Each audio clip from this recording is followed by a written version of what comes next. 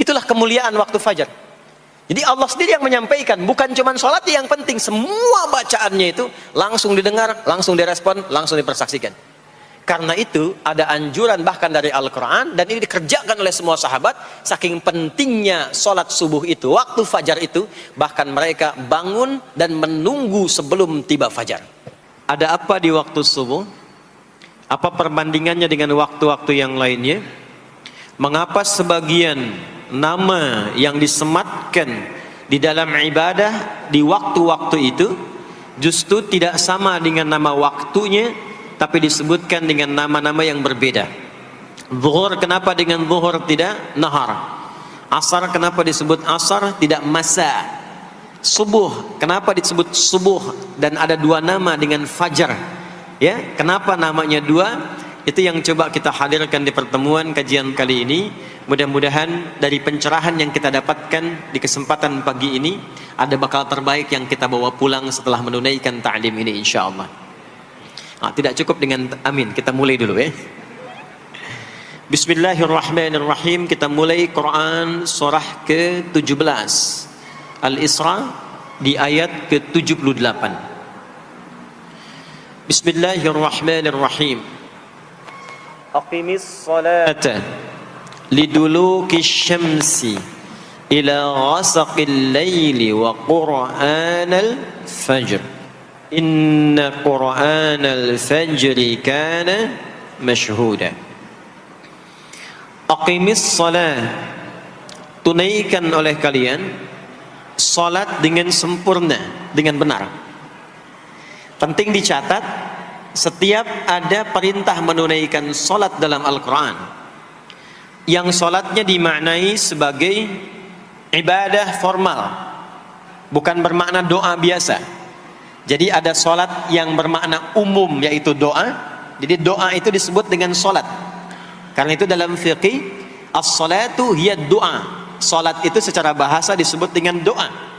Karena isi dari semua salat itu bacaannya semuanya doa. Tapi kalau ada salat yang dimaksudkan ibadah yang kita tunaikan, dimulai dengan takbir, berniat kita, ditutup dengan salam, maka salat yang dimaksudkan ini itu seringkali di Quran kalimatnya dibuka dengan derivasi kata aqama yuqimu. Kalimat salat pertama di Quran Al-Baqarah ayat 3. Alladzina yu'minuna bil ghaibi wa yuqimunas shalah. Al-Baqarah ayat ke-43. Wa aqimus shalah wa atuz zakah. Selalu menggunakan aqama, yuqimu, yuqimuna, aqimi dan seterusnya. Termasuk di Quran surah ke-17 Al-Isra ayat 78. Aqimis salata, menggunakan kata aqim. Apa itu aqim? Aqama, yuqimu, yuqimuna, aqim itu artinya menunaikan dengan sempurna, sesuai dengan ketentuan yang diberlakukan, tegak sempurna. Jadi ketika Allah meminta kita menunaikan salat, salat yang diinginkan itu kata Allah bukan salat biasa saja, bukan sekedar bertakbir kemudian ditutup dengan salam. Ada ketentuannya, ada aturan-aturannya. Karena itu ketika Allah meminta kita menunaikan salat, setelah menggunakan kata aqim, aqimu, yuqimuna, kalimat salatnya menggunakan alif lam. Kalau Bapak Ibu cek silakan, rata-rata ada alif lamnya. Ya, tidak berdiri sendiri. Alladzina yu'minuna bil ghaibi wa yuqimunas shalah, ada alif lamnya. Wa aqimus shalah wa atuz zakah. Wasta'inu bis sabri was shalah, ada alif lamnya. Nah, alif lam itu diantara fungsinya dalam bahasa Arab, ada yang berfungsi sebagai ta'rif. Ta'rif itu seperti artikel the dalam bahasa Inggris. Ya, car itu banyak di luar, mobil. There are so many cars outside. Itu banyak sekali kendaraan di luar. Tapi kalau kita katakan the car, ya, yang ini bukan yang lain. As-shalah, kenapa menggunakan alif lam? Memberikan kesan yang diinginkan itu salat yang sesuai aturannya, salat yang sesuai dengan ketentuannya. Karena itu di era Nabi SAW, boleh dicatat nanti hadisnya riwayat Muslim, nomor hadis 397, yang meriwayatkan nanti sahabat Abu Hurairah radhiyallahu taala anhu, pelaku yang mengalami ini namanya Khalad bin Rafi' Az-Zuraiqi. Dikisahkan datang seorang sahabat ya Nabi sallallahu alaihi wasallam, kemudian dakhala ila al-Masjid Nabawi, kemudian masuk ke Masjid Nabi, fa shala bi jambin Nabi sallallahu alaihi wasallam. Maka ia salat di samping Nabi sallallahu alaihi wasallam, wan nabiyyu fi nahiyatin ukhra min al-masjid. Sedangkan Nabi di sisi yang lain di masjid itu. Kalau diilustrasikan, dia masuk ke masjid, kemudian Nabi di satu sisi yang lain. Kemudian dia salat. Kemudian ketika dia selesai, falamma sallama yaminan wa syamala, thumma atan nabiyya sallallahu alaihi wasallam. Ketika dia salam ke kanan dan ke kiri, lalu mendatangi Nabi sallallahu alaihi wasallam. Faqala, dia berkata, "Assalamu alayka ya Rasulullah." Ya, "Assalamu alayka ya Rasulullah." Kata Nabi, "Wa alaikassalam wa rahmatullah. Irji' shalli fa innaka lam tusalli."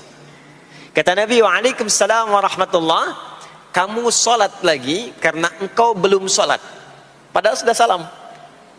Fa'ada salatahu, kemudian dia mengulang salatnya. Thumma atan nabiyya, dia datang lagi ke Nabi SAW. Dia berkata, "Assalamu alayka ya Rasulullah." Dijawab dengan jawaban yang sama. Kata Nabi, "Wa alaikassalam wa rahmatullah. Irji' salli fa innaka lam tusalli." Kamu balik lagi salat karena engkau belum salat. Padahal sudah salam. Maka dia melakukan itu sampai 3 kali. Sampai dia berkata, "Ya Rasulullah, ma uhsinu ghairah." Ya Rasulullah, ini yang bisa saya kerjakan. Kalau ada yang kurang, alimni, mohon ajarkan saya bagaimana sholat yang sesuai aturan yang benar itu. Maka diajarkanlah oleh Nabi, bahkan sejak wudu. Idza qumta ila shalah.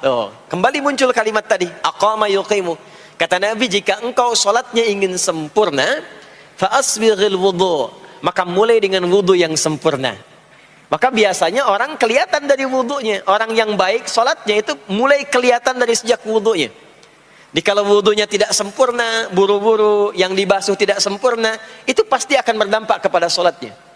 Setelah itu, thumma istaqbilil qiblah, lalu menghadap ke arah kiblat, lalu diajarkanlah oleh Nabi tata cara sholat mulai dari takbir sampai dengan selesai salam.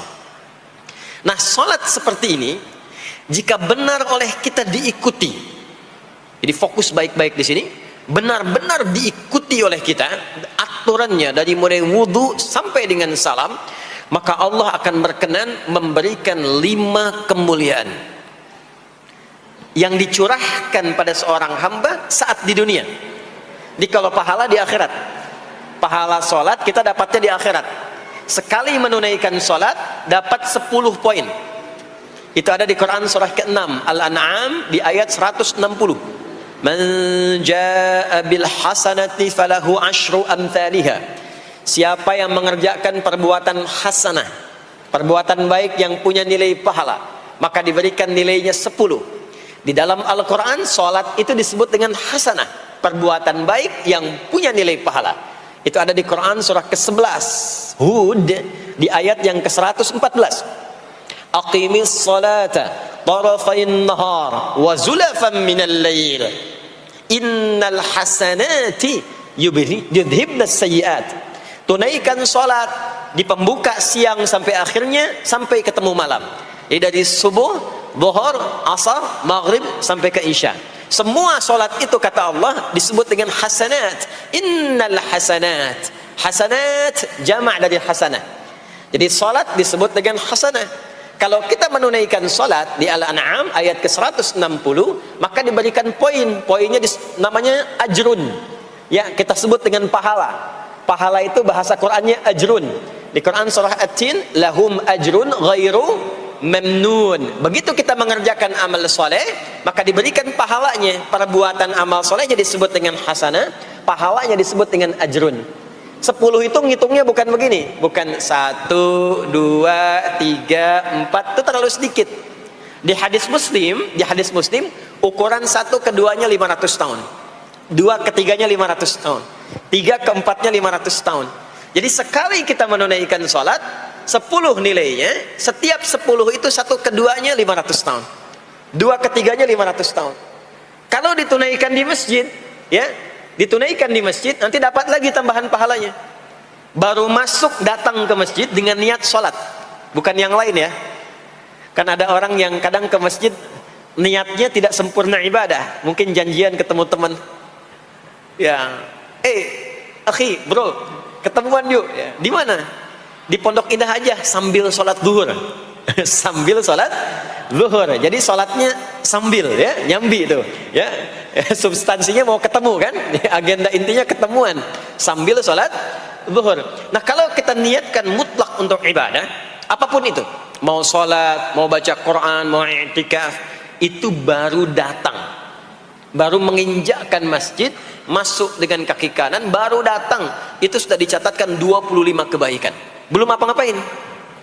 Jarak satu keduanya tadi 500 tahun, dua ketiga 500 tahun.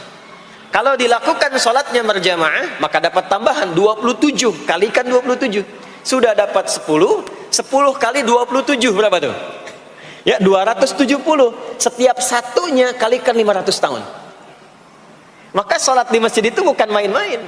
Itu kelihatannya nanti dua. Saat sakaratul maut, pahala itu ditampakkan. Jadi pahala itu bukan sekarang. Pahala itu saat kita pulang. Nanti begitu akan meninggal, ditampakkan itu. Ya, pahala yang telah kita kerjakan itu dalam bentuk amal yang diridhoi oleh Allah. Makanya orang-orang yang rajin beramal saleh, ya, hasanahnya banyak, itu hidupnya tenang. Karena dia merasa tenang, jiwanya pun tenang. Ketika pulang pun dia berada dalam ketenangan. Itu yang menjadikan dia kadang senyum. Ada orang yang akan meninggal itu senyum. Ya, sedang baca Quran, ada yang sedang duduk, ada yang sedang ngaji, ada yang sedang sholat. Saking tenangnya, panggilannya pun tenang. Quran surah 89 ayat ke-27 sampai ayat 30. Ya ayyatuhan nafsul mutmainnah, hei jiwa-jiwa yang tenang, irji'i ila rabbiki radiyatan mardiyah, cepat pulang, aku sudah ridha dengan amalmu, engkau pun akan ridha dengan pemberianku. Fadkhuli fi ibadi, masuk golongan hambaku. Ibad itu jama' dari kata abdun. Abdun itu adalah nama bagi hamba yang senantiasa memperbanyak ibadah. Ketika dia ibadah punya hasanat, maka dikonfirmasi saat pulangnya, ditampakkan hasanatnya, ditampakkan hasil pahalanya. Itu yang menjadikan, pernah dengar Sayyidah Asiyah, Siti Asiyah? Siapa beliau?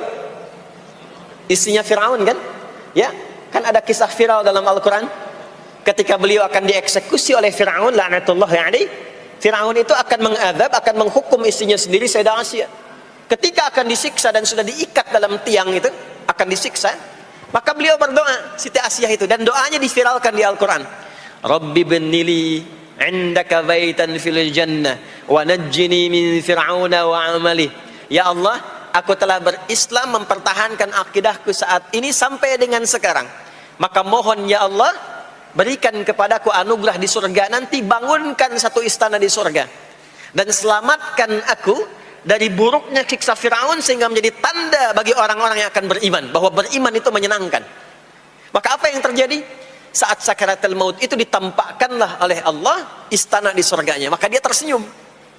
Dalam senyum itu Fir'aun kan gak ada imannya, jadi gak ada koneksinya. Maka mulai menghardik, kata Fir'aun, ini perempuan mau dieksekusi kok malah senyum. Dia nggak tahu kalau dalam keadaan itu surganya sedang ditampakkan, istananya ditampakkan. Maka meninggallah beliau dalam keadaan sedang menatap istana surganya, ya, dan berhasil wafat dalam husnul khatimah. Dan Fir'aun tidak mencelakai, tidak menghukum, tidak menyiksa beliau itu kecuali dalam keadaan sudah wafat, ya, ini tak terasa lagi. Itulah orang-orang yang saleh, orang-orang yang punya banyak hasanah, ditampakkan sakaratul mautnya, lalu dihisab, nanti baru dikonfirmasi. Maka sekarang diberitakan sebagai ilmal yaqin, saat sakaratul maut diperlihatkan sebagai ainal yaqin, saat masuk nanti ke surga dirasakan sebagai haqqul yaqin. Maka ada ilmal yaqin, ainal yaqin, haqqul yaqin. Itulah yang menjadikan kita sering berdoa supaya semua kegiatan dunianya menjadi hasanah, dan di akhirat dikonfirmasi lagi hasanahnya. Ada di Al-Baqarah surah kedua di ayat ke-201. Wa minhum may yaqulu rabbana atina fid dunya hasanah wa fil akhirati hasanah wa qina adzabannar. Nah, perbuatan hasanah yang pertama itu salat. Jadi ketika kita salat ada pahala. Pahala itu urusan akhirat. Nanti ketika meninggal dapat. Itu bekal pulang. Kita gambarkan nih supaya nggak bingung ya. Yuk, kita ilustrasikan sejenak ya. Bismillah. Bapak Ibu kelihatan ini ya? Hah? Ibu kelihatan Bu ini? Ah, alhamdulillah, alhamdulillah. Ini pejuang subuh belum ditulis sudah kelihatan ya. Alam itu kan yang kita tinggali, kita rasakan, dan nanti yang kita yakini ada 3 kan. Ini sering saya sampaikan belakangan ini di beberapa kesempatan. 1, sekarang ada yang disebut dengan ardun, al-ard, yang kita terjemahkan dengan bumi tempat kita tinggal sekarang. Ya, sekarang kita ada di mana? Di Masjid Pondok Indah ya. Bagian dari bumi. Ini di bumi. Sifatnya disebut dengan dunia. Jadi dunia itu asalnya bukan nama alamnya, tapi lebih kepada sifatnya. Ya, dunia. Dari kata dana, yadnu, dunuan, wa dunyaan. Artinya sesuatu yang cepat, sesuatu yang fana, sesuatu yang rusak, yang hilang. Jadi semua sifat kehidupan kita di tempat ini itu berlangsung cepat. Ya, kayaknya baru kemarin ketemu, sekarang sudah ketemu lagi. Kayaknya baru kemarin kenalan teman SD, sekarang sudah saling punya cucu. Ya? Dan semua sifatnya rusak. Ini gelas kalau didiamkan, besok-besok kotor, rusak. Baju kalau didiamkan nggak diapa-apain, rusak. Ya, kendaraan kalau didiamkan semewah-mewahnya nggak diapa-apain, rusak. Itulah dunia. Kenapa diperkenalkan viral dunianya dibandingkan dengan bumi dan ardunnya? Untuk memberikan kesan yang kuat kepada jiwa kita. Hei, jangan sampai terjebak dengan kehidupan dunia yang sementara yang ditinggalkan. Jangan memperebutkan sesuatu yang rusak. Jangan berselisih pada sesuatu yang hilang. Ya, kan sekarang banyak orang aneh ya, memperebutkan sesuatu yang pada akhirnya yang diperebutkan itu rusak sendiri. Ya, memperebutkan sesuatu, berselisih pada sesuatu yang akan ditinggalkan, kan sama-sama meninggal. Untuk apa memperselisihkan sesuatu yang akan ditinggalkan? Kok bisa berantem, berselisih, saling mencela pada sesuatu yang sama-sama akan ditinggalkan? Itulah kenapa sering dipopulerkan dengan nama dunia. Dunia, ingat ya, kita tinggal di dunia ini. Maksudnya apa? Hei, hidupmu sementara. Hei, terkadang kita lupa bahwa itu akan berlangsung dengan cepat. Saat nanti meninggalkan tempat itu, ada tempat lain yang akan kita kunjungi. Setelah dunia apa? Belum ke akhirat. Ada waiting room dulu. Nah, sini ada waiting room. Tempat nunggu sementara sebelum nanti ke alam yang ketiga. Namanya disebut dengan kubur. Afala ya'lamu idza bu'thira ma fil kubur. Surah apa itu? Surah Al-Adiyat, surah ke-100 di ayat yang ke-9. Namanya kubur. Sifatnya disebut dengan barzakh. Ya, alamnya barzakh. Bainahuma barzakhul la yabghiyan. Barzakh itu pemisah. Bukan alam yang sesungguhnya berkehidupan, bukan. Sementara aja pemisah dari alam yang lain. Jadi sekat yang tak nampak sekatnya, tapi memisahkan dua yang berbeda, itu disebut barzakh. Bapak Ibu, kalau kita pernah lihat di lautan, atau orang diving, menyelam ke laut, atau kita lihat misalnya suka ada program di YouTube ya, tentang lautan itu, kan air yang tembus ke laut itu, dari mana-mana kan, dari sungai menyatu. Pernah lihat, ada bagian lautan tertentu, yang nggak nyambung tuh arusnya, antara kanan dengan kirinya. Ikan yang di sini nggak bisa tembus ke sini, begitu ke sini balik lagi, sini balik lagi. Nah itu barzakh namanya. Barzakh pemisahnya, nggak kelihatan, tapi memisahkan dua bagian yang tidak menyatu. Bainahuma barzakhul la yabghiyan. Alam ini kenapa disebut barzakh? Karena dia memisahkan antara kehidupan di bumi dengan sifat dunia, dengan kehidupan di alam yang ketiga namanya akhirat. Akhirat. Kalau sudah ada taknya, ada akhir, ada akhirat. Kalau sudah ada taknya di ujung, itu artinya ujung sesuatu yang gak ada awal lagi setelah itu. Ya sudah berakhir di situ. Ya. Jadi kalau di sini meninggal, masuk ke sini. Di sini selesai, ke sini ke akhirat. Tapi kalau di akhirat ini ujungnya nggak ada meninggal lagi. Ya, nggak ada wafat lagi, nggak ada meninggal lagi. Jadi nggak usah update status kalau di sini, statusnya akan abadi. Kalau di sini masih berpindah-pindah. Ya, mau status apapun dunia akan ditinggalkan. Begitu selesai pindah ke sini. Di sini mulai sama. Yang pejabat, yang pengusaha, pebisnis, ya, yang diplomat, yang macam-macam sampai ke sini mulai sama. Almarhum. Nanti bedanya dihisab, begitu sampai sini statusnya akan diraih sesuai dengan amalan yang ada di sini. Nah, mohon izin, mohon maaf, kalau di sini yang semua kita kerjakan, aktivitas kita disebut dengan amal, pekerjaan kita yang melahirkan bekal itu, ya, maka tuntutannya cuma satu, amal saleh.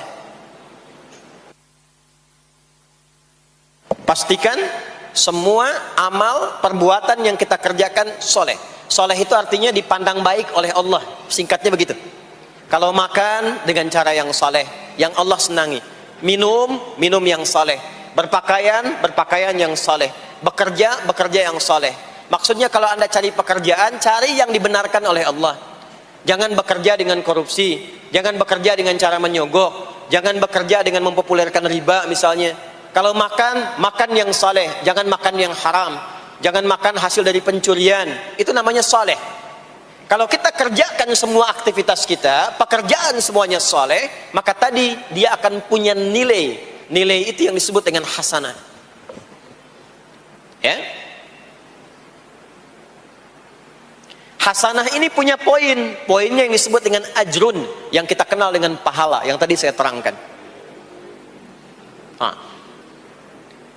Nah ini hasanah, ajrun, hasanah ini yang ikut ke alam kubur nanti. Yang ininya tidak amalnya. Contoh, gampangnya begini. Saya tunjukkan, ini ada minuman. Ya. Minum itu kan aktivitas standar, amal standar. Untuk menghilangkan haus. Siapapun bisa minum. Mau yang beriman, mau yang belum beriman.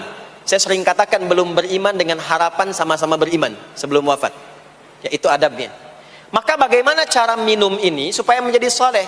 Kata Nabi di hadis Al-Bukhari, perhatikan, idza quddimat ta'amu, kalau hidangan disajikan, mau makanan mau minuman, khudh bi yaminika ma yalik, ambil dengan tangan kananmu, thumma sammillah, aw iqra bismillahirrahmanirrahim.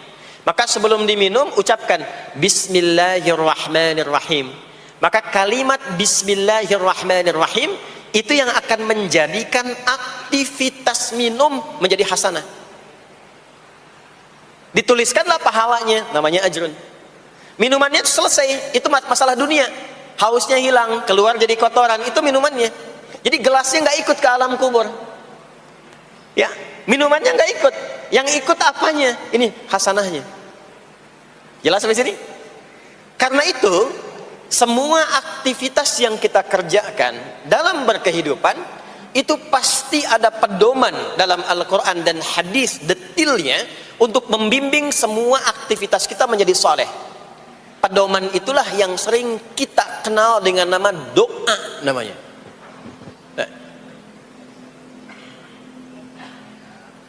Silahkan Bapak Ibu cek, tidak ada satupun di dalam Islam aktivitas yang dikerjakan kecuali bersanding dengan doa di dalamnya. Coba cek ya. Bangun tidur sudah ada doanya? Sudah. Makan ada doanya? Berpakaian ada doanya? Dan kalau kita mau jujur, itu semua aktivitas doanya nggak sama. Bangun tidur dengan mau tidur sama nggak doanya? Bahkan urusan ke masjid nih, masuk masjid ada doanya nggak? Kakinya diatur kan? Kanan. Keluar masjid ada doanya. Doa masuk dengan keluar sama nggak? Beda. Ada yang mau ke toilet ya, masuk toilet, kakinya diatur nggak? Kaki apa masuknya? Kiri. Keluar? Ada doanya nggak? Nah, perkara ke toilet pun bisa jadi amal soleh.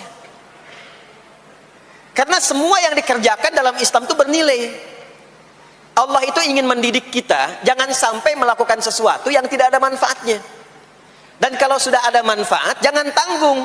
Jangan hanya jadikan kegiatan itu terbatas pada satu alam saja. Dunia dapat tapi alam kubur gak dapat. Dunia dapat tapi akhirat gak punya bekal. Gimana nanti pulang ke akhiratnya? Ya, saya mau tanya sebentar. Maaf ya, kita yakin gak bahwa kita akan meninggal? Saya ulang, yakin gak akan meninggal? Baik, sekarang pertanyaannya, kalau sekiranya meninggal pindah alam atau tidak? Pindah kan?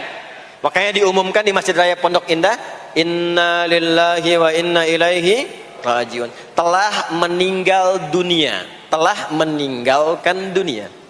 Artinya keluar dari sini. Sekarang kita pakai hukum dunia sebentar. Biasanya begini, kalau orang pindah tempat, walaupun ada di satu alam, itu pasti butuh bekal. Dan kadang bekalnya nggak sama. Contoh, nanti Ramadan, setelah itu masuk Idul Fitri. Biasanya ada mudik ya. Mungkin nggak mudik kalau nggak ada bekal. Saya sering perhatikan setiap tahun, orang itu mau mudik kalau ada bekalnya. Masya Allah, cuman motornya bebek, ya. Tapi kan bekalnya ada yang singa, ada yang sapi, ya. Itu ditambah lagi pelepah pisang, kasih dus lagi, kasih tulisan, sayang tunggu aku pulang, gitu kan? Kan dikumpulkan kan? Dan saya pernah tanya, kenapa mas gak pulang? Gak ada bekal pak, katanya. Jadi orang mau pindah tempat saja, itu perlu ada bekal. Anda kesini kalau nggak ada bekal nggak mungkin sampai. Sekarang kalau pindah dari Indonesia ke Singapura, sama nggak mata uangnya? Beda. Di Malaysia sama nggak? Semakin jauh ke Saudi, ke Amerika, hukumnya mengatakan setiap pindah tempat pasti bekalnya beda. Jangan pernah kita mengharapkan atau membuat hukum sendiri ketika pindah tempat.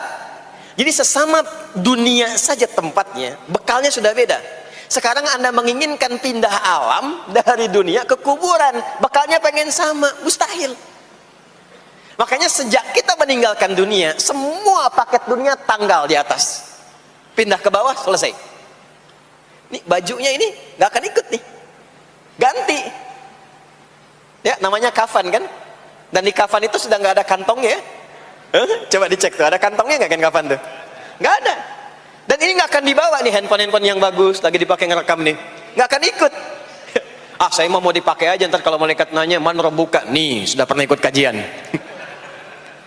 Rombongan Ustaz Adi. Ya beda, ini beda alam. Maka yang ikut apanya? Yang ikut tuh hasanahnya, value-nya, nilai kebaikannya. Ini yang kita yakini, ini yang kita imani. Jadi mumpung masih ada kehidupan, perbanyak. Kalau dulu sadar banyak yang salah, sekarang sisanya ganti dengan yang soleh. Kalau sudah diperlihatkan, sekarang kan banyak yang viral di YouTube, dilihat, didengar oleh telinga kita, disimak oleh kita, orang meninggal sedang sholat, orang meninggal setelah menjadi pemulung kebaikan, orang meninggal dalam keadaan baca Quran, diperlihatkan di mata kita. Kok bisa buka YouTube yang keluar di beranda itu? Itu kan hidayah. Jadi kalau sudah ditampakkan di depan mata, ya, didengar oleh kita, terlihat langsung, maka yang disadari salah yang dulu ganti dengan yang soleh sekarang. Kalau tidak kita lakukan, maka rugi kita saat pulang. Ini yang dimaksud surah ke-103, wal asr innal insana lafi khusr illa alladhina amanu wa amilus salihat, amal saleh. Nah ini nanti yang dibawa pulang ke sini, ya sini. Nah bagaimana melatih supaya semua kegiatan kita itu jadi soleh? Gimana latihannya? Karena nggak mudah untuk melakukan itu. Belum tentu bangun itu langsung soleh, itu belum tentu. Belum tentu kita makan itu mendapatkan sumber yang benar, dengan cara yang benar. Bagaimana melatihnya? Maka Allah berikan kepada kita waktu-waktu khusus untuk berlatih diri tersambung dengan Allah, yang dengan ketersambungan itu akan menjaga kita di semua keadaan, baik berdiri, jalan, duduk, kerja di kantor, tidur, rebahan. Sekarang banyak kaum rebahaners, ya tiduran, itu dipastikan kalau tersambung dengan Allah, terkoneksi, semuanya soleh. Karena kalau ingat, ya saya duduk ingat Allah, kalau ingat di pekerjaan ingat Allah, mustahil kita bisa menuliskan sesuatu yang Allah tidak sukai. Tambahin nolnya, ya, bikin paraf, tanda tangan pada proyek yang tidak benar, mustahil. Karena ketika sedang tanda tangan ingat Allah, ya. Nah, dalam bahasa Arab, sesuatu yang tersambung dengan kuat sehingga selalu menempel dan sulit terpisahkan, itu bahasa Arabnya disebut dengan silah. Dari wasala yasilu silah. Ibadah yang melatih kita untuk terus tersambung sehingga ingat pada Allah di setiap keadaan, yang dengan ingat itu menjadikan otomatis amal perbuatan kita ingin dipastikan diridhoi dan disukai oleh Allah sehingga berubah menjadi soleh. Ibadah yang melatih kita untuk mendapatkan itu disebut dengan solat namanya. Solat. Makanya solat disebut solat bukan hanya mengandung unsur doa, tapi latihan yang Allah berikan kepada kita untuk mengoneksikan diri kita sehingga dalam semua kegiatan kita ingat Allah. Itu yang dimaksud di Quran surah keempat An-Nisa di ayat ke-103. Ya. فَإِذَا قَضَيْتُمُ الصَّلَاةَ, maka jika anda telah tuntas mengerjakan salat, fadhkurullah. Ciri orang yang berhasil salatnya adalah dia mampu mengoneksikan dirinya dengan Allah. Makanya kalau sudah selesai salat, kita sudah ingat Allah. Nah, kalau belum ingat Allah, diminta coba ingat lagi. Selesai salat, jangan buru-buru meninggalkan tempat kita salat. Ingat dulu, sambungkan dulu, sehingga saat keluar dari tempat kita salat sudah ingat Allah. Bahasa Arabnya mengingat Allah itu disebut dengan zikir, zikrullah. Karena itu salat disebut dengan zikir. Buka Quran surah ke-20 Thaha ayat ke-14. Saya nggak akan keluar dari Quran hadis sehingga nggak bisa didebat. Nggak bisa didebat. Anda nggak bisa debat karena ini bukan pikiran, karena ini Quran dan hadis. Quran surah ke-20 Thaha ayat ke-14. Innani anallahu la ilaha illa ana fa'budni wa aqimis salata lidzikri. Salat disebut dengan zikir. Zikir itu artinya ingat. Makanya tadi saya katakan di awal, salat itu melatih kita supaya ingat Allah.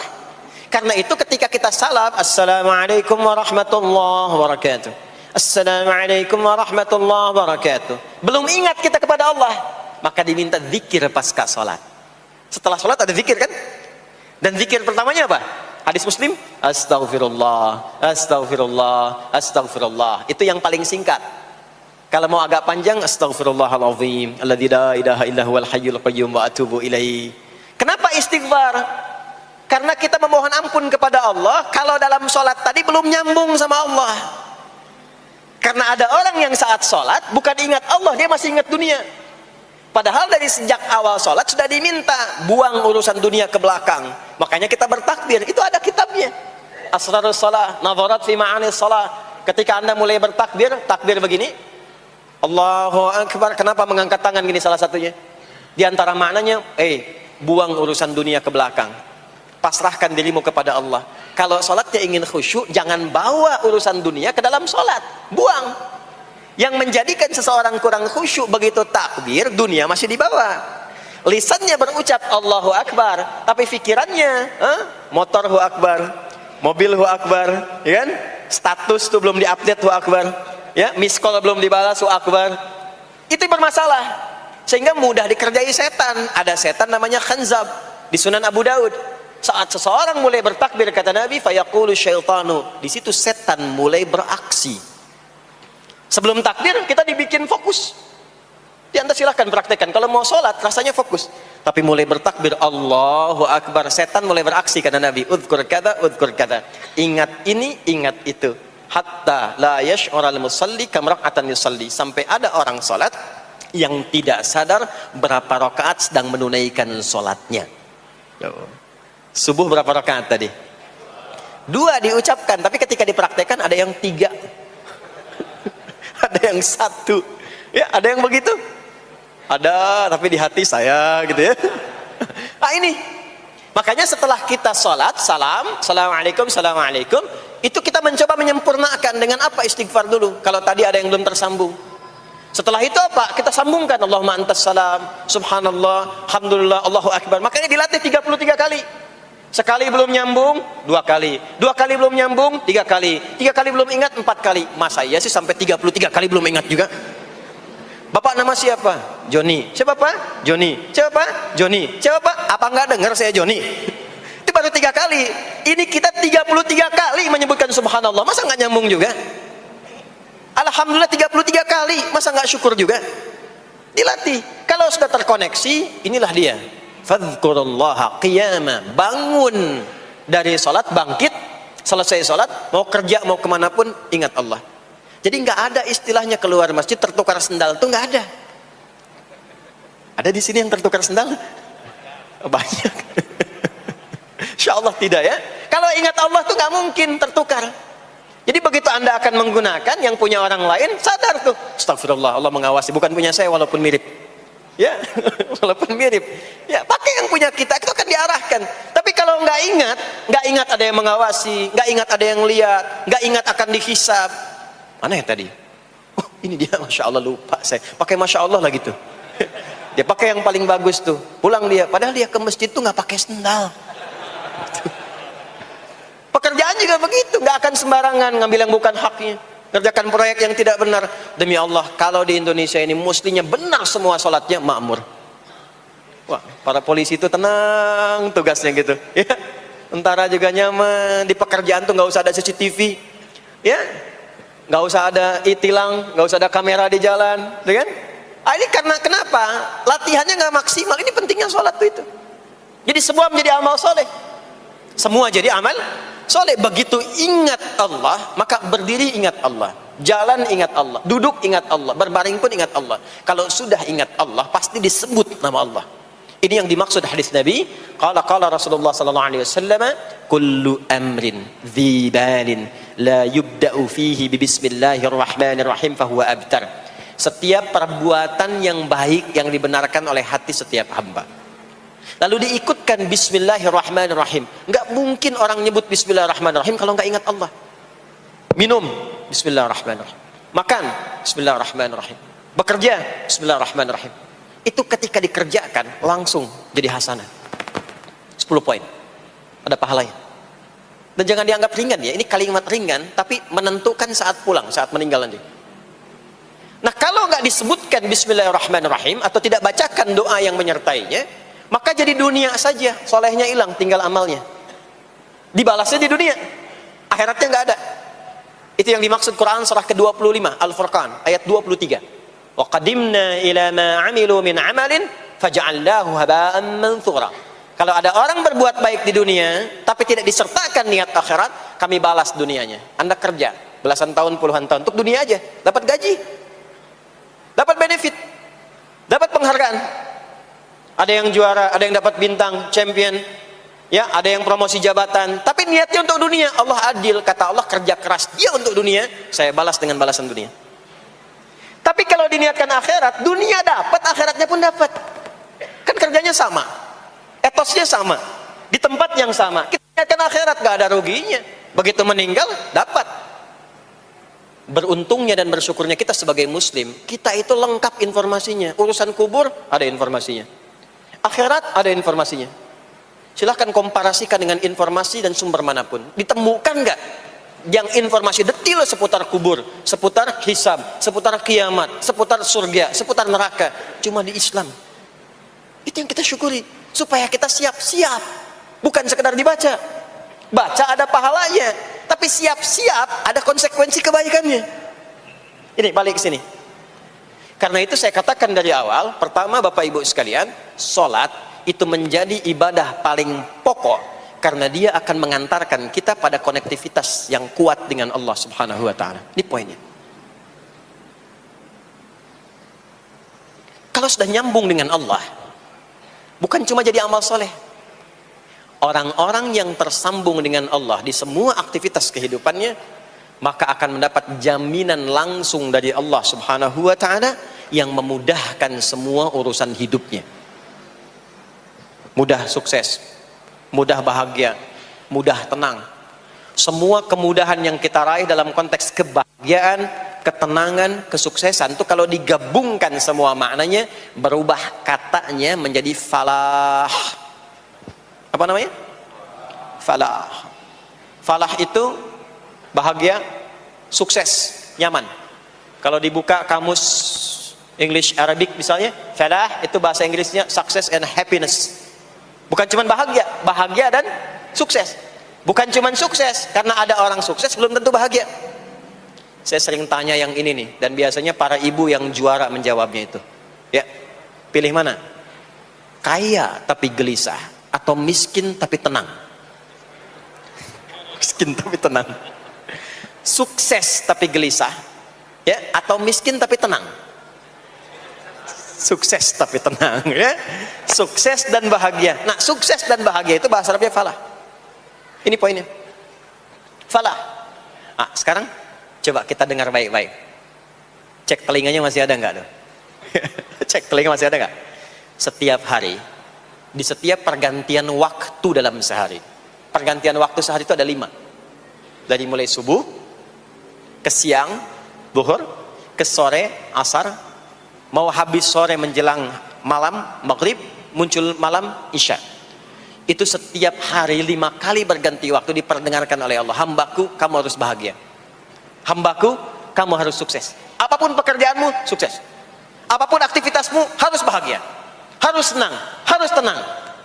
Falah. Kuncinya apa? Salat. Diperdengarkanlah hayya 'alas shalah. Diperdengarkan di telinga kita. Telinga bahasa Arabnya udhun. Jamaknya adzan. Maka kalimat yang diperdengarkan 5 kali sehari itu disebut dengan adzan. Dan satu-satunya lafaz yang diperdengarkan 24 jam di muka bumi ini tak pernah berhenti. Makanya setiap tempat terjadi perbedaan waktu sholat.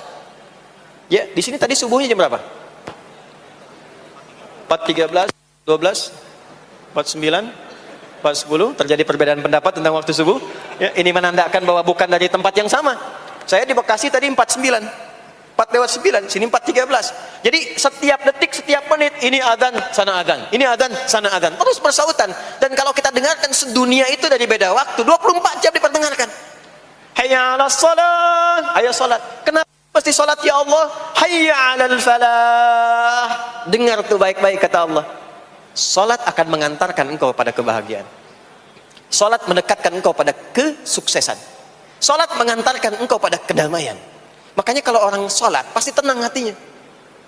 Kalau nggak percaya silakan. Salat itu diantara manfaatnya mendatangkan ketenangan. Salat mendatangkan kesuksesan.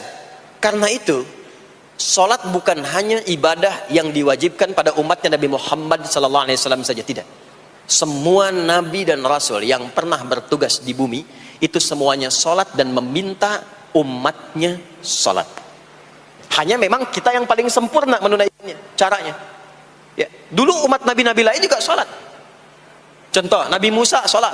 Nanti diviralkan di Quran surah ke-20 Thaha ayat 14. Nabi Isa alaihi salam yang paling dekat ke Nabi Muhammad 600 tahun sebelum Nabi lahir, itu salat. Beliau salat. Diviralkan di Quran surah 19 Maryam ayat 31 sampai 33. Ya, sampai ke 33-nya wa ja'alani mubarakan aina ma kuntu wa awsani bis shalah. Salat. Siapa lagi? Nabi Zakaria. Nabi Zakaria itu kapan beliau mendapatkan berita gembira akan punya anak? Saat salat. Jadi berdoa, masuk ke mihrabnya Maryam, melihat Maryam punya banyak keistimewaan, maka beliau salat di mihrabnya itu. Di Quran surah ketiga Ali Imran ayat 38 sampai 39. Hunalika da'a Zakaria rabbah qala rabbi habli min ladunka dzurriyyatan thayyibah innaka sami'ud du'a. Turun jawaban, fanadathul malaikatu wa huwa qa'imun yusalli fil mihrab. Annallaha yubashshiruka bi Yahya. Jadi Nabi Zakaria itu dapat berita akan punya anak namanya Yahya saat salat. Di salat itu kalau dikerjakan bisa berdampak pada percepatan terkabulnya doa. Minta apapun dijawab sepanjang maslahat. Makanya nanti untuk umat Nabi Muhammad jangan tunggu, panggilan salatnya adalah panggilan langsung dari Allah. Minta, punya masalah apa? Aku selesaikan kata Allah. Di salat itu bukan main-main, bukan beban, bukan sekedar kewajiban, tapi kewajiban yang dipaksa untuk membahagiakan kita. Kalau Allah nggak sayang, nggak akan disuruh salat. Pak, Bu, itu panggilan salat. Perhatikan panggilan pertamanya, Al-Baqarah ayat 45. Wasta'inu bis sabri was salah. Kata Allah, hei hambaku, kalau engkau punya masalah, sabar dulu, terima. Karena aku titipkan masalah itu kepadamu untuk meningkatkan kualitas hidupmu, bukan ingin membebanimu. Dan tidak mungkin aku uji engkau dengan masalah itu kecuali engkau mampu mengatasinya. La yukallifullahu nafsan illa wus'aha. Nah sekarang bawa itu lewat sholat, minta solusi kepada Allah. Terima dulu dengan sabar. Setelah itu belajar untuk meningkatkan kualitas hidup, dan bawa lewat sholat, minta solusi. Ternyata saat kita menunaikan sholat itu diperintahkan oleh Allah, minta punya masalah apa. Makanya kita katakan, begitu Allah perintahkan wasta'inu bis sabri wassalah. Hei, kalau punya masalah terima dengan sabar, minta tolong, minta solusi kepada Allah lewat salat. Maka ketika kita minta, kita robah kalimatnya dari wasta'inu, kata perintah, menjadi bentuk permohonan, fi'il mudhari. Iyyaka na'budu wa iyyaka nasta'in. Itu ketika Anda mengucapkan iyyaka na'budu wa iyyaka nasta'in, fikihnya begini, ucapkan di lisan, hadirkan dalam hati dan pikiran kita masalah apa yang sedang kita rasakan. Minta kepada Allah solusinya. Minta. Jadi bukan sekedar diucapkan. Karena hadis qudsinya berbunyi begini, hadis qudsinya. An Abi Hurairah radhiyallahu ta'ala anhu qala, qala Rasulullah sallallahu alaihi wasallam, qala Allah azza wa jalla, Allah berfirman.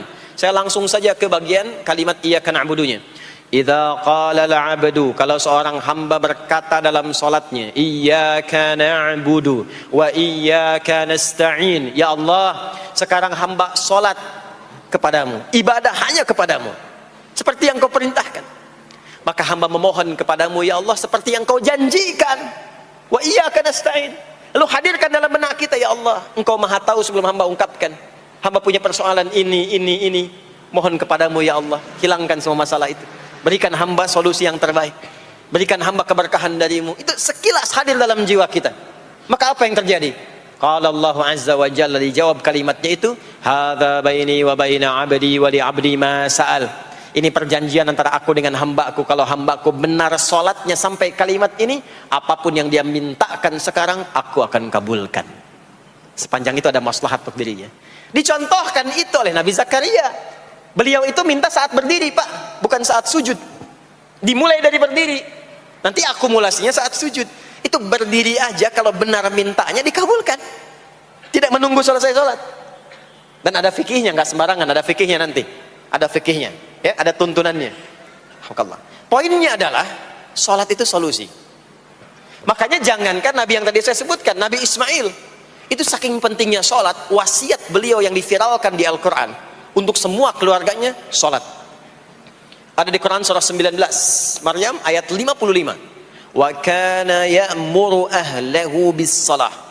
Kata Allah, dan tercatat Ismail itu pernah berwasiat meminta semua keluarganya, hei, sholat.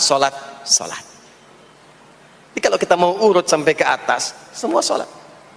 Muhammad sallallahu alaihi wasallam bin Abdullah bin Abdul Muttalib bin Hashim bin Abdul Manaf bin Qusay bin Murrah bin Kilab bin Ka'ab bin Ghalib bin Fikir bin Malik bin Nadar bin Kinana bin Khuzaimah bin Mudrikah bin Ilyas bin Nizar bin Mudar bin Ma'ad bin Adnan bin Addi bin Adri bin Muqawwam bin Nahur bin Tarikh bin Ya'rub bin Yasjub bin Nabit bin Ismail alaihi salam bin Ibrahim alaihi salam bin Azar atau bin Nahur bin Abir bin Kinan bin Arfakhshad bin Sam bin Nuh alaihi salam bin Mikhlail Matusyalah bin Kinan bin Anwas bin Thith bin Adam alaihi salam.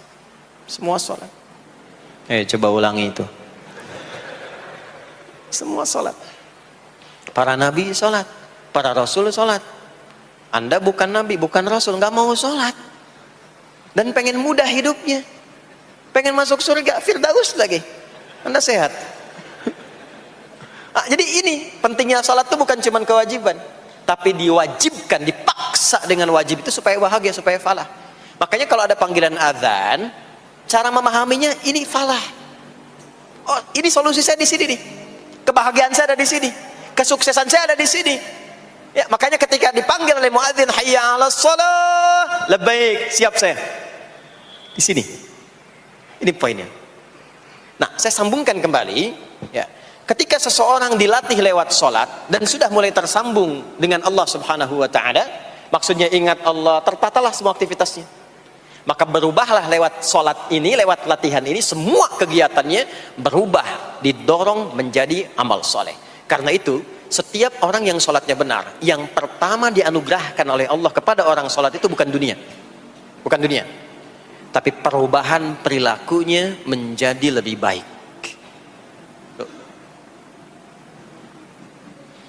Jadi bukan kaya dulu, ya. Abdurrahman bin Auf tuh hijrah masuk Islam, dilatih sholat, malah hartanya hilang semua dirampas.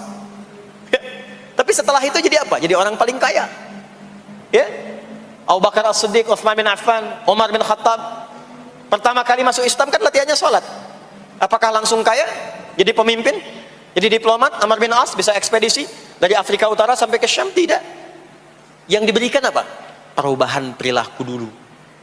Dihilangkan sifat-sifat buruknya, dijaga dengan kemuliaan. Jadi dua sumber yang menjadikan manusia itu buruk dalam nafsunya, itu ada dua.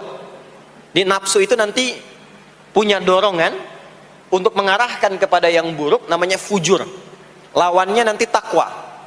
Lawannya takwa. Di Quran surah Asy-Syams surah 91 ayat 7 sampai 10, wa nafsi wa ma sawaha fa alhamaha fujuraha wa taqwaha. Nah, fujur itu nanti yang membisikkan, mengarahkan kepada hal-hal yang negatif. Itu yang ditunggangi oleh setan. Setan memberikan was-was itu ke nafsu, ke fujurnya. Alladzi yuwaswisu fi sudur innas. Di dalam sudur ada qalbu, di dalam qalbu ada nafas, di dalam nafas ada fujur. Fujur itu yang digoda. Maka keluarlah kemudian dua hal. Yang pertama ada yang disebut dengan fahsya. Fahsya itu dorongan dari syahwat untuk berbuat yang menyimpang. Pornografi, porno aksi, LGBT, kata-kata jorok, itu fahsya. Nanti temannya adalah mungkar. Mungkar itu keburukan yang diingkari, ditolak oleh hati, sumbernya nafsu perut dan akal. Mencuri itu mungkar, merampok itu mungkar, korupsi, membunuh, menipu itu mungkar. Jadi sumber keburukan itu cuma dua. Kalau bukan fahsya, itu mungkar.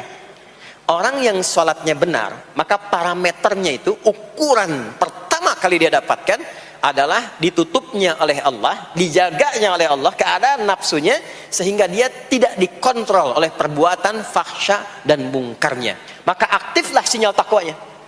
Takwa itu lawan nafsu. Makanya nanti kaitan takwa dengan nafsu sama-sama disebutkan. Nafsu 115 kali, takwa yang terkait fungsi nafsu 115 kali. Takwa digembosi, ya, diwaswasi oleh setan, setan disebutkan 88 kali. Takwa disupport oleh malaikat, malaikat di Quran disebutkan 88 kali. Ini bukan ilmu otak-atik, hitung sendiri aja kalau mau. Itu menarik tuh. Karena sama, kalau Anda mendengar suara adzan kan ada bisikan kan? Cepat, sudah adzan, siap-siap. Itu malaikat tuh. Tapi begitu selesai adzan, la ilaha illallah, tenang, baru adzan, belum qomat. Itu setan. Terus dua-duanya tuh, ya, memberikan bisikan, yang satu mensupport dan seterusnya. Yang paling menarik adalah kalau sholat kita benar, maka sinyal takwa aktif. Makanya amalan takwa pertama itu sholat. Setelah beriman, amalan takwa pertama sholat. Al-Baqarah ayat 2 dan 3. Dzalikal kitabu la raiba fi hudal lil muttaqin. Siapa muttaqin, orang takwa di situ? Ayat 3-nya, alladzina yu'minuna bil ghaibi wa yuqimunas shalah. Jadi kalau sholatnya aktif, takwanya aktif, sinyalnya aktif, sinyal itu yang akan menutup fahsya dan mungkar. Maka turunlah Quran surah ke-29 ayat ke-45. Utlu ma uhiya ilaika minal kitabi wa aqimis shalah. Kita hafal tengahnya, innas salata tanha 'anil fahsya'i wal munkar. Maka kalau orang sholat tidak akan berbuat fahsya, tidak ada lagi yang melambai laki-laki. Allah, ini nggak ada. Laki-laki yang laki-laki, perempuan-perempuan. Nggak ada lagi tontonan-tontonan pornografi. Yang jorok-jorok, yang kotor-kotor. Nggak ada lagi kata-kata kotor di lisan itu. Karena lisannya dilatih untuk mengucapkan yang baik-baik. Allah, sami Allahu liman hamidah, subhanallah, alhamdulillah, Allahu akbar. Makanya pasca sholat itu berubah. Maaf ya, Allah tidak memberikan kepada Nabi Muhammad SAW tongkatnya Nabi Musa, mukjizatnya Nabi Isa, apalagi Nabi Ibrahim dan selainnya. Tapi Allah turunkan Al-Quran kepada Nabi Muhammad SAW, lalu dipraktekkan Quran itu pertama lewat sholat. Anda tahu apa yang terjadi?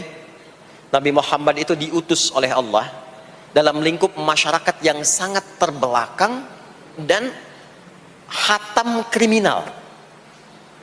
Jadi kriminalnya bukan dikerjakan, hatam. Dan nyaris tidak kenal kebaikan, makanya disebut dengan jahiliyah. Kalau Bapak Ibu tanya di zaman Nabi, ya maaf, ada pezina? Bukan cuman ada, hatam, perfeksionis zinanya. Itu. Membunuh itu, ya, mabuk, Mabuk, ada orang mabuk kekinian di zaman jahiliyah, pemabuk amatir itu 5 kali sehari mabuknya. Yang amatir. Jadi kalau baru mabuk sekali, 2 kali, itu coba-coba. Amatir itu 5 kali. Pembegal. Ya, sekarang kita dengar berita ada begal ini itu. Ah, jahiliyah itu sekampung begal semua. Kampung Gifar. Tapi Allah menghendaki Rasulullah latih lewat salat. Apa yang terjadi? Berubah jahiliyah itu, berubah menjadi khairu ummah. Umat terbaik yang paling teladan, yang menginspirasi, yang pernah berkehidupan di bumi. Sampai persaksiannya dari Allah langsung, turun Quran surah ketiga Ali Imran ayat 110. Kuntum khaira ummatin ukhrijat linnas. Jadi kalau ada orang dermawan, itu yang paling dermawan. Kalau ada orang sabar, itu yang paling sabar. Kalau ada pasar yang paling ideal, itu yang paling bagus. Berubah itu. Ya. Kenal Abu Dzar Al-Ghifari? Ayo kenal. Enggak. Abu Dzar Al-Ghifari itu nama aslinya Jundub bin Junadah. Di antara pemimpin begal di zamannya. Dari kota Ghifar. Ghifar itu kampung begal asalnya. Ya, alhamdulillah. Masuk Islam.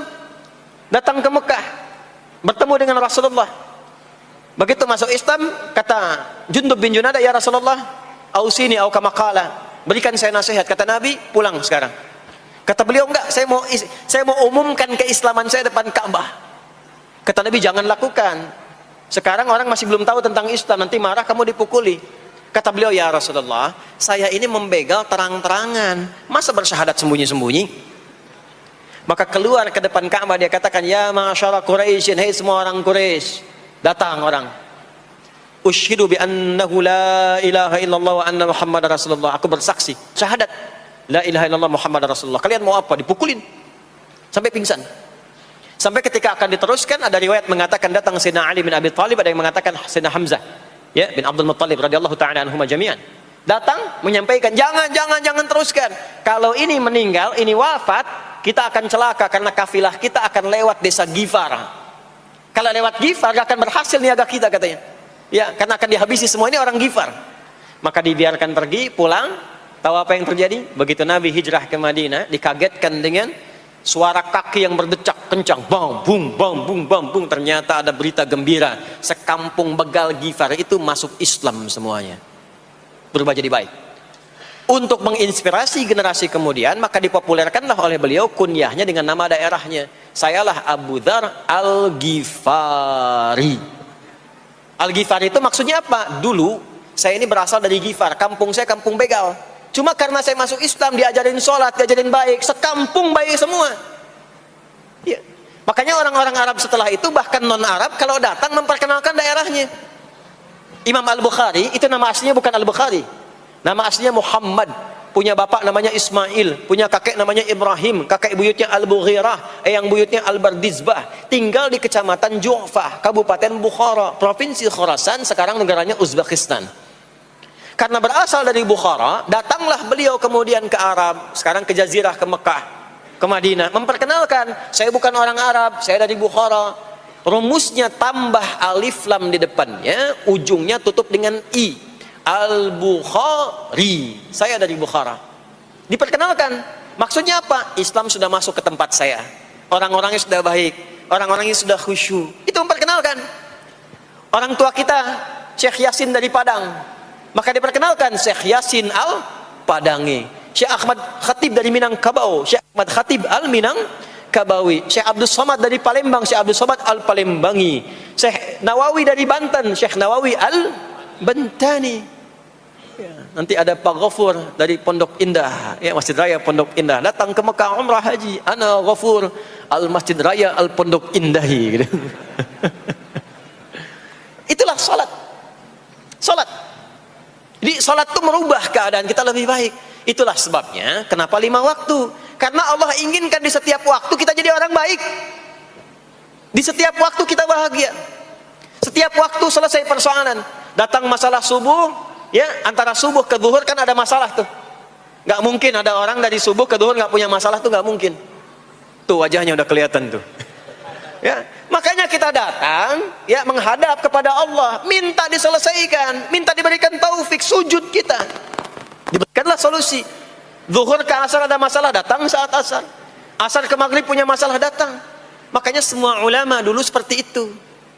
Al-Bukhari itu menuliskan kitab sahihnya itu 16 tahun. Setiap satu hadis akan ditulis, sholat dulu. Sholat dulu. Begitu tenang, nyaman, baru tuliskan. 16 tahun. Itulah sholat. Nah, dari sekian waktu yang 5 kali itu, ada waktu yang spesial. Waktu spesial inilah yang ingin saya bahas, yang tadi disampaikan dalam pengantar sambutan. Jadi ini inti yang mau saya katakan. Ini barusan muqaddimah tuh. Barusan muqaddimah. Baik. Kan kita sholat berapa kali sehari? Kita hitung. 1, subuh. 2, zuhur. 3, keempat, yang kelima, isya. Berapa jumlah rakaatnya? 17. Baik ya. Itu nomor telepon untuk koneksinya. Koneksi kita dengan Allah nomornya catat ya. 24434. Ya, kalau ditanya berapa nomor koneksi dengan Allah? 24434. Subuh 2, zuhur 4, asar 4, maghrib 3, isya 4. 5 waktu kan? Baik. Di 5 waktu ini kita dijaga, diinginkan menjadi hamba yang baik, bahagia, nggak lekat dengan masalah, tuntas semua. Saking sayangnya Allah sama kita. Kalau nggak sayang nggak disuruh sholat. Itulah sebabnya ketika diperintahkan menunaikan waktu sholat, diberikanlah gambaran waktunya. Tapi yang jadi persoalan kita sekarang yang akan dibahas, di antara sekian waktu itu, ada waktu-waktu yang spesial. Ada waktu-waktu yang spesial. Dari mulai subuh ke isya itu, ada yang dispesialkan oleh Allah karena ada bonus berlipat di dalamnya. Waktu apakah itu? Mari kita bacakan dulu mulai dengan Quran surah kedua ayat 238. Paling kanan sebelah atas di mushaf standar. A'udzubillahi minasyaitonirrajim. Bismillahirrahmanirrahim. Mohon izin saya agak lambatkan sedikit ritmenya karena ini inti yang mau kita bahas. Tadi muqaddimah makanya saya percepat ya. Hafizu 'alas salawati was salatil wusta wa qumu lillahi qanitin. Hafizu. Kalau Bapak Ibu lihat mushaf terjemah, diterjemahkannya dengan jagalah. Jagalah itu ihfadhu, hafidha yahfadh. Tapi kalau ada alif setelah hafidhu, itu berarti fi'il madhinya, past tense-nya, akar kata kerjanya hafadha, yuhafidhu. Alifnya mufa'alah, bermakna saling. Jadi mengartikannya begini, hafidhu 'alas salawati. Hei, hendaklah kalian saling menjaga waktu sholat. Kalau saling itu sendirian atau banyakan? Banyakan. Jadi kalau bapak di rumah ada 5 orang, bapak, ibu, dan 3 orang anak, maka jangan sholat sendirian pak. Ingatkan anaknya, ingatkan istrinya. Istri bangun duluan, ingatkan suaminya. Makanya waktu sholat itu, maaf, jangan cuma disandarkan pada azan yang kita dengar di masjid, harus hafal. Bahkan nanti gini, di Quran surah keempat ayat 103 itu, di ujung ayatnya, itu ada penanda ciri standar orang beriman. Maaf, kita tanya dulu nih, kita beriman tidak hari ini? Halo, beriman? Hati-hati ya, karena kata Nabi ada yang subuh beriman, sorenya sudah kufur tuh. Ya, yusbihu mu'mina wa yumsi kafira. Hati-hati ya. Yuk, apa ciri orang beriman tuh? Iman itu konfirmasinya bisa didapatkan satu melalui suara adzan. Adzan itu sama dengan penanda waktu sholat. Tahu dari mana iman itu bisa dicek dengan suara adzan? Quran surah ke-8 Al-Anfal di ayat yang kedua. Innamal mu'minuna alladzina idza dzukirallahu wajilat qulubuhum. Sungguh insan beriman itu ciri standarnya bisa dilihat. Kalau disebutkan nama Allah, ada konfirmasi iman dalam hatinya. Jadi iman itu letaknya di kolbu. Nanti konfirmasinya lewat suara adzan, dipanggil, disebutkan nama Allah. Makanya disebutkan nama Allah 5 kali dalam sehari untuk mengecek iman ada nggak dari subuh sampai isya. Ya, Allahu Akbar, Allahu Akbar. Ada getaran di hati kita, sudah azan. Nah, itulah iman. Itulah iman. Makanya orang yang punya iman dengan yang belum punya iman akan beda getarannya. Ini hanya dimiliki oleh orang yang punya iman saja. Yang belum punya iman nggak bisa, nggak punya itu. Allahu Akbar, Allahu Akbar. Surah apaan nih? Toanya kencang banget, ya. Tapi kalau orang beriman, Allahu Akbar, Allahu Akbar, ya Allah sudah azan. Itu konfirmasi itu. Nanti semakin tinggi imannya, bahkan ada yang orang sudah menunggu sebelum tiba waktunya. Tadi subuh jam 4:13 di sini. Ada yang nunggu dari jam 3, padahal belum dipanggil. Ya, masya Allah. Di Bekasi 4:09. Allahu Akbar, Allahu Akbar. Azan. Ingat dia. Nah, itu ciri beriman. Cuman imannya standar. Jadi bukan iman yang kuat. Standar. Kuat belum, lemah tidak. Allahu Akbar, Allahu Akbar. Jam 4:09. Jam 3 sudah bangun. Nunggu itu. Iman yang kuat. Masya Allah. Ada yang baru subuh dan nunggu isya. Tunggu. Kuat. Ada yang sudah qomat, sudah la ilaha illallah, belum kepanggil, dipanggil 4:09, dia baru bangun jam 9:04.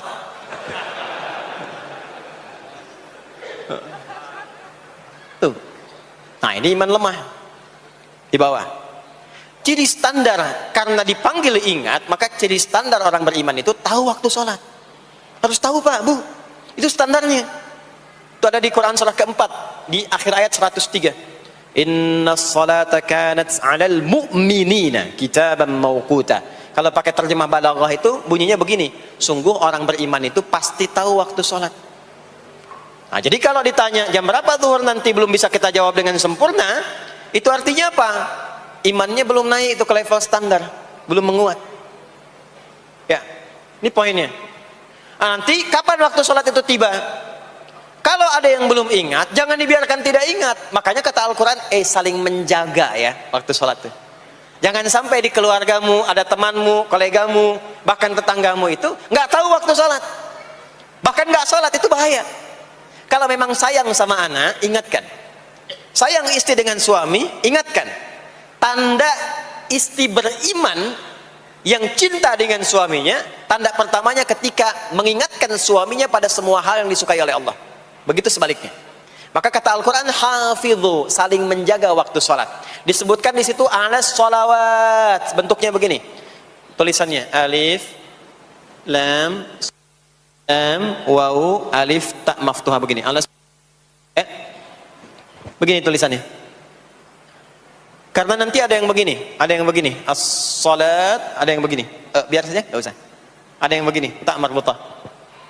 Seperti Al-Baqarah ayat 3, alladzina yu'minuna bil ghaibi wa yuqimunas shalah. Begini tulisannya. Ada yang begini, as-salat pakai alif, tak, gini. Tapi di Al-Baqarah ayat 238 tulisannya begini, alas salawati, taknya terbuka. Secara singkat begini, secara singkat. Kalau tulisannya begini, maka yang dimaksud salat fardu. Yang dimaksud salat apa? Salat fardu. Salat fardu itu ada berapa? 5 waktu. Maka kata Allah, hei, saling jaga ya. Waktu salat yang fardu itu yang 5 waktu. Di antara yang 5 itu ada yang spesial. Was-shalatil wusta. Waktu yang pertengahan. Tengah-tengah. Di antara 5 waktu itu. Yuk kita tuliskan dulu sebentar. Sebentar. Salat ada salat apa saja? Subuh, kemudian zuhur, kemudian asar, kemudian nggak cukup, ambil ke sini, maghrib, kemudian isya. Subuh, zuhur, asar, pindah sini, maghrib, isya. Lihat rumusnya. Jadi yang sholat pertengahan yang mana? Jangan lihat tulisannya itu, ya, karena subuh di tengah-tengah disebutnya subuh ya. Sholat pertengahan yang mana? Asar apa subuh? Subuh apa asar? Apa dalilnya? Kita pakai dalil. Nah, sholat pertengahan itu disebutkan oleh Nabi itu ada dua. Ada subuh dan asar. Qala Rasulullah sallallahu alaihi wasallam yata'aqabuna fiikum malaikatul laili wa malaikatun nahari fi salatil asri wa fi salatil fajri. Berebut semua malaikat yang bertugas di siang dan malam, berebut membersamai kita. Kalau berebut itu artinya kalau ada yang berdoa diaminkan, kalau ada yang mohon ampun diistighfarkan oleh malaikat. Jadi malaikatnya minta kepada Allah, ya Allah ampuni si fulan, ya Allah ampuni si fulan, ya Allah si fulan, dan seterusnya sampai selesai. Itu khusus di salat asar dan salat subuh. Sampai kemudian thumma yas'aduna ila sama'. Kemudian mereka, para malaikat itu kembali bertugas masing-masing, lalu Allah mengonfirmasi kepada mereka untuk menunjukkan kebenaran tugas malaikat yang tidak bermaksiat. Allah Maha tahu tentang hambanya, Maha tahu. Tapi Allah ingin menunjukkan kepada kita apa yang benar dari lisan malaikat itu, yang nggak pernah berdusta. Ya, maka Allah bertanya kepada malaikat, bagaimana keadaan hambaku ketika engkau tinggalkan? Maka disampaikan oleh malaikat itu, ya Allah, aku meninggalkan hambamu si fulan, dia sedang menunaikan ibadah, dia sedang sholat kepadamu, dan khusyuk berdoa, dan seterusnya. Maka apa jawabannya? Saksikanlah, ketika malaikat menyampaikan sedang ibadah, maka turun bonus dari Allah untuk mengampuni dosa si hamba itu. Itulah manfaatnya waktu pertengahan. Waktunya disebutkan di hadis ini asar dan subuh. Antara asar dan subuh itu masih ada yang unggul, ada yang istimewa lagi. Apa yang istimewa? Antara asar dan subuh yang istimewa terletak di subuhnya. Jadi dari 5 waktu ini, yang pertengahan asar dan subuh, karena amal di bawah ditunjukkan untuk mendapatkan penilaian langsung dari Allah seketika dan memberikan jawaban dari apa yang kita inginkan, asar dan subuh. Tapi dibandingkan asar dengan subuh, gila keduanya dibandingkan, dua-duanya mulia. Maka subuh punya kemuliaan yang tidak dimiliki oleh asar. Ya, makanya nanti asar bisa bertemu dengan zuhur, masih ada jama, masih ada qasar. Maghrib ketemu isya, masih ada jama, ada qasar. Ya, tapi subuh nggak bisa dijama, nggak bisa dikosor. Ya. Makanya subuh letaknya jauh, ke isya jauh, ke zuhur jauh. Ya, saya mau jamaah, ya jama antara isya dengan subuh biar nanti bangunnya sekalian gitu, nggak bisa. Ya, maghrib masih bisa dijama dengan isya, isya dikosor dari 4 jadi 2. Maghrib nggak bisa dikosor karena 3 nggak mungkin jadi 1,5. Ya, zuhur udah 2, masa mau dikurangin lagi? Subuh udah 2, nggak mungkin dikurangi lagi. Maka dari itu subuh menyendiri sendiri. Nah, ada apa kemuliaan di subuh itu? Maka turunlah Quran surah ke-17 ayat 78 yang tadi saya bacakan di awal. Aqimis salata liduluki syamsi ila ghasaqil lail. Sampai sini zuhur sampai isya. Duluki syamsi tergelincir matahari itu zuhur. Sampai ghasaqil lail tiba malam itu isya. Lalu ditutup ujungnya wa qur'anal fajr. Khusus untuk subuh itu ditambahkan selain sholat ada bahasa Quran di Quran sendiri. Khusus untuk subuh redaksinya ditambahkan dengan Quran. Apa itu Quran? Halo, apa itu Quran? Kalau tidak tahu cepat katakan wallahu a'lam. Apa itu Quran? Wallahu a'lam. Ada Quran, ada Al-Quran. Ada Quran, ada Al-Quran. Kalau yang disebut Al-Quran itu mutlak firman Allah. Dari mulai Al-Fatihah sampai An-Nas. Ini yang terdapat di dalam mushaf ini, di 2 jilid ini. Ya, itu Al-Quran. Kalau disebutkan Quran tanpa alif lam, maka yang dimaksudkan bacaan secara umum. Apakah itu Al-Quran, doa, istighfar, semua bacaan itu Quran.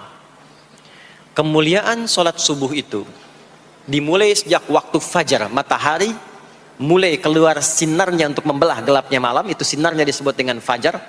Nanti subuhnya saya terangkan di akhir. Sinarnya dibelah, membelah kegelapan malam, fajar shadiq. Maka pada saat itu bukan hanya sholatnya yang punya keistimewaan seperti sholat asar tadi, tapi semua bacaannya langsung dijawab seketika oleh Allah Subhanahu wa taala. Dipersaksikan oleh seluruh malaikat dan dijawab langsung oleh Allah Subhanahu wa taala. Jadi kalau Anda berdoa, maaf, doanya lebih cepat terkabul kalau dipanjatkan dengan cara yang benar dan khusyuk. Kalau Anda istighfar, langsung dijawab. Kalau kita baca Quran, pahala langsung dituliskan berlipat. Itulah kemuliaan waktu fajar. Jadi Allah sendiri yang menyampaikan, bukan cuma sholat yang penting, semua bacaannya itu langsung didengar, langsung direspon, langsung dipersaksikan. Karena itu ada anjuran bahkan dari Al-Quran, dan ini dikerjakan oleh semua sahabat, saking pentingnya sholat subuh itu, waktu fajar itu, bahkan mereka bangun dan menunggu sebelum tiba fajar. Maka disitulah muncul kemudian tahajud. Maka muncullah kemudian istighfar sebelum waktu subuh. Ya, ada amalan, ini saya mau kasih rahasia ya. Tapi tolong jaga, ini antara kita saja di sini. Ya, rahasia. Ada waktu sebelum subuh. Cuman 15 sampai 20 menit kurang lebih. Ingat ya, kalau dikonversi sekitar 15 sampai 20 menit waktunya. Namanya waktu sahar. Sahar, jamaknya ashar. Jamak itu karena setiap hari oleh Allah dikasih itu. Sahar, jamaknya ashar. Rahasianya di mana? Bapak Ibu, ini waktu yang paling cepat untuk terkabulnya doa. Anda mau minta apa saja, hadisnya qudsi. Ibadi, kata Allah, hambaku, siapapun yang bermohon sekarang aku kabulkan, yang minta aku berikan. Wa man istaghfara li ghafartu lah. Siapa yang minta ampunan, istighfar, aku ampuni dia sekarang juga. Baik. Bapak Ibu begini, saya tanya nih, kalau ditawarkan minta apa saja diberi. Ya. Terus minta ampun juga diampuni. Pilih mana? Minta apa saja diberi, mau minta apa saja, atau mau minta ampunan istighfar? Pilih mana? Jujur aja, kalau ada proyek nilainya 100 miliar, ya, ada utang 1 miliar belum ditutup, terus belum minta apa saja diberikan. Pilih mana? Minta 100 miliar, potensi dikabulkan, atau minta diampuni dosa? Pilih mana? Pilih salah satu, nggak usah dua-duanya. Oh, ada tawaran dikasih 100 miliar atau diampuni dosa, pilih mana? Ampuni dosa. Pelan banget ya. Kata ibu kalau bisa dua-duanya gitu. Coba, kalau ada rumus begini, Anda disuruh memilih apakah dunia dan seisinya atau memilih ampunan Allah, maka pilih ampunan Allah. Karena nanti ada rahasia yang kedua. Oh, banyak rahasia ini. Ada rahasia istighfar. Istighfar itu kalau sudah menyatu dengan jiwa kita, sudah terbiasa maksudnya. Biasa istighfar, dan jadi karakter, jadi kebiasaan. Bukan hanya pasca sholat, di mobil istighfar, di kantor masuk istighfar, sudah kebawa, udah refleks itu. Faidah keutamaan untuk orang yang rajin istighfar itu ada dua. Satu, diampuni dosanya oleh Allah, yang cirinya nanti akan dijaga dari maksiat. Ya, bukan maksum, karena maksum itu untuk para nabi. Untuk para nabi dan rasul. Manusia nggak ada yang maksum selain nabi dan rasul. Maksudnya apa? Diberikan petunjuk oleh Allah untuk menjaga diri. Sehingga ketika dosanya diampuni, dia nggak berbuat dosa itu lagi. Mata biasa melihat yang tidak baik. Tobat, diampuni dosa mata itu, cirinya adalah mata nggak senang lihat yang nggak baik lagi. Itu dosa mata diampuni. Ciri tobat diterima. Maka istighfar itu menggugurkan dosa-dosa dan menjaga kita dari perbuatan salah. Yang kedua, orang yang sudah terbiasa beristighfar, itu doa cepat dikabulkan, bahkan sebelum ia memintanya dan memohonkannya. Di sebelum melafazkannya, itu bisa terjadi Allah sudah mengabulkannya. Itulah kemuliaan istighfar. Nah, orang-orang yang istighfar, menunggu waktu datangnya fajar, itu mendapatkan kemuliaan langsung dari Allah, sampai dikatakan di Al-Quran, disebutkan sebagai orang-orang yang akan menghuni taman surga yang sekarang sedang beraktivitas di dunia. Itu ada di Quran surah ke-51 ayat 15 sampai 18. Yang istighfarnya di ayat 18. Ya, jaminan surganya ayat 15, 16, 17-nya tentang tahajud. innal muttaqina fi jannatin wa 'uyun akhidhina ma atahum rabbuhum innahum kanu qabla dhalika muhsinin. 17-nya kanu qalilan minal laili ma yahja'un, bahkan nunggu waktu sahar, nunggu subuh, tahajud dulu. Kemudian 18-nya wabil ashari hum yastaghfirun, istighfar sampailah tiba dia waktu fajar subuh. Ya, itu selesai dia istighfar, dapat kesempatan subuh, sholat dulu 2 rakaat. Itu saking tingginya waktu itu, nilainya kata Nabi melebihi dunia dan seisinya. Masya Allah. Makanya muncul kemudian sabda Nabi, rakaatul fajri khairum minad dunya wa ma fiha. 2 rakaat subuh ini daripada dunia dan seisinya. Itu asalnya di sini. Jadi memang subuh itu masih diperjuangkan. Dan subuh itu generatornya, kalau subuh sudah bisa konsisten, yang lainnya ikut. Subuh itu kalau sudah konsisten, subuh ke masjid jamaah subuh jamaah, bangun tahajud, istiqamah istighfar. Itu kalau subuhnya sudah bagus, yang lainnya ikut. Ya. Makanya ada kaum yang sekarang sangat khawatir jumlah orang Islam kalau sholat subuh itu seperti sholat Jumat, sangat takut itu. Ya, ada ini viral kisahnya, saya nggak ceritakan pun Anda bisa dengar. Ya, jadi ada golongan orang Yahudi yang selalu mengamati jamaah sholat subuh umat Islam, dan dia melihat, ya, ketika mulai ramai, dia mulai katakan, kenapa Anda selalu mengamati itu? Ya, sebab kami lihat kalau jumlah jamaah subuhnya sudah seperti sholat Jumat, itulah kemakmuran, kebangkitan dan kebaikan umat Islam akan tumbuh kembali. Jadi akan berpengaruh kepada yang lainnya. Itulah mudah-mudahan kegiatan perjuangan subuh, ya, ada pejuang subuh baik di Masjid Raya Pondok Indah, di masjid-masjid yang lainnya, memberikan keberkahan kepada kita, dan puncaknya adalah perubahan pada perilaku. Jadi kalau cuma berjuang datang subuh tapi tidak merubah perilaku, ada yang salah dengan itu semua. Ada yang tidak tepat, ada yang belum sempurna. Itu yang bisa kita sampaikan sebagai kajian pembuka kita di kesempatan kali ini.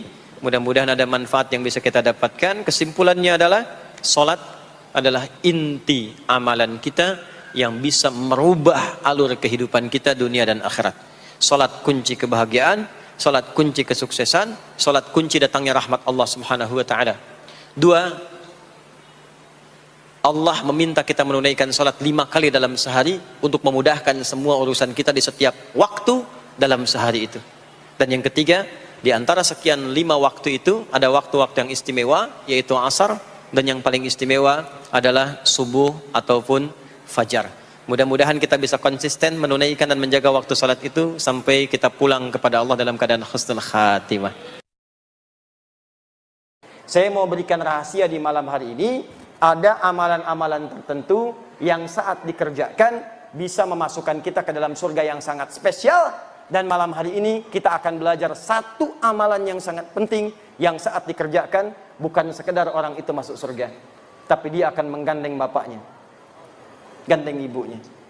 Jadi ibu yang telah mengandungnya 9 bulan 10 hari, memberikan ASI, ayahnya yang peluh keringat kemudian merawatnya, tiba-tiba saat ke surga digandeng tangan kanan dan kirinya. Istrinya pun kemudian ikut dengannya. Kalau istrinya yang mengerjakan, suaminya ikut. Bahkan kata Al-Quran langsung, kata Allah langsung, dia bisa menggandeng anaknya, cucunya, dan yang paling dahsyat, satu keluarga besar masuk surga karena orang ini, dan langsung dipertunjukkan semua ke penduduk langit dan bumi, bahkan disambut oleh malaikat di semua pintu surga. Dan malaikat mengatakan, salamun alaikum bima sabartum. Selamat keluarga besar ini, selamat. Anda telah sabar mengerjakan satu amalan saat di dunia, sekarang kami sambut di akhirat, diperkenalkan oleh Allah Subhanahu wa taala. Fa ni'ma uqbad dar, silahkan nikmati surga yang telah dijanjikan, yang kenikmatannya tidak pernah dirasakan sebelumnya.